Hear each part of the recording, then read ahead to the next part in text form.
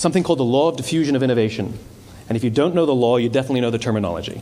The first 2.5% of our population are our innovators.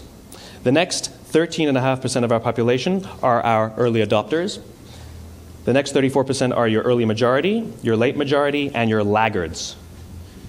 The only reason these people buy touch-tone phones is because you can't buy rotary phones anymore. We all sit at various places at various times on the scale, but what the law of diffusion of innovation tells us is that if you want mass market success or mass market acceptance of an idea, you cannot have it until you achieve this tipping point between 15 and 18% market penetration, and then the system tips. And I love asking businesses, what's your conversion on new business? And they love to tell you, oh, it's about 10%, proudly. Well, you can trip over 10% of the customers. We all have about 10% who just get it. That's how we describe them, right? That's like that gut feeling, oh, they just get it. The problem is, how do you find the ones that just get it before you're doing business with them versus the ones who don't get it? So it's this here, this little gap, that you have to close, as Geoffrey Moore calls it, crossing the chasm. Because you see, the early majority will not try something until someone else has tried it first. And these guys, the innovators and the early adopters, they're comfortable making those gut decisions. They're more comfortable making those intuitive decisions that are driven by what they believe about the world, and not just what product is available.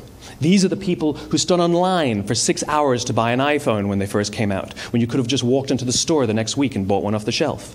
These are the people who spent $40,000 on flat-screen TVs when they first came out, even though the technology was substandard. And by the way, they didn't do it because the technology was so great. They did it for themselves.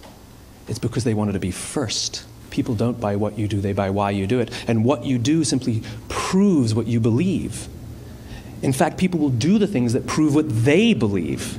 So let me give you a famous example, a famous failure and a famous success of the law of diffusion of innovation. First, the famous failure. Because you see, when TiVo launched their product, they told us all what they had.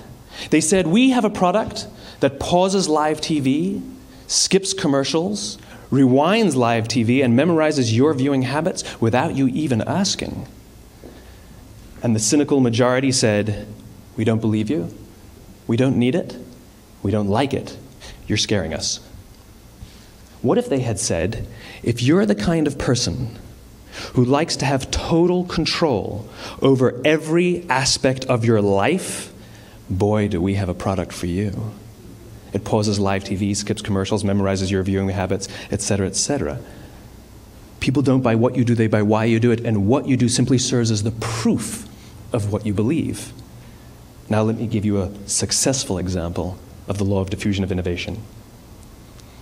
In the summer of 1963, 250,000 people showed up on the Mall in Washington to hear Dr. King speak. They sent out no invitations, and there was no website to check the date. How do you do that? Well, Dr. King wasn't the only man in America who was a great orator. He wasn't the only man in America who suffered in a pre-civil rights America. In fact, some of his ideas were bad. But he had a gift. He didn't go around telling people what needed to change in America. He went around and told people what he believed. I believe, I believe, I believe, he told people. And people who believed what he believed took his cause and they made it their own, and they told people. And some of those people created structures to get the word out to even more people. And lo and behold, 250,000 people showed up on the right day, on the right time to hear him speak. How many of them showed up for him? 0. They showed up for themselves. It's what they believed about America that got them to travel on a bus for 8 hours to stand in the sun in Washington in the middle of August. It's what they believed, and it wasn't about black versus white. 25% of the audience was white.